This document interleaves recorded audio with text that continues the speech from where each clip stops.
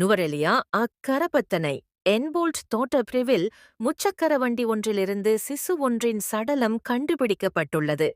Agarapathana police பிரிவுக்கு உரிய ஹென்போல்ட் தோட்டத்தின் டிஎல் பிரிவில் உள்ள தொடர் வீட்டு குடியிருப்புகளுக்கு அருகில் நிறுத்தி வைக்கப்பட்டிருந்த முச்சக்கர வண்டியிலிருந்து கடும் துர்நாற்றம் வீசியதை தொடர்ந்து முச்சக்கர வண்டி சாரதியின் தாய் முச்சக்கர வண்டியை சோதனையிட்ட போது முச்சக்கர வண்டியின் பின்பகுதியில் இருந்து சிசுவின் சடலம் கண்டுபிடிக்கப்பட்டுள்ளது.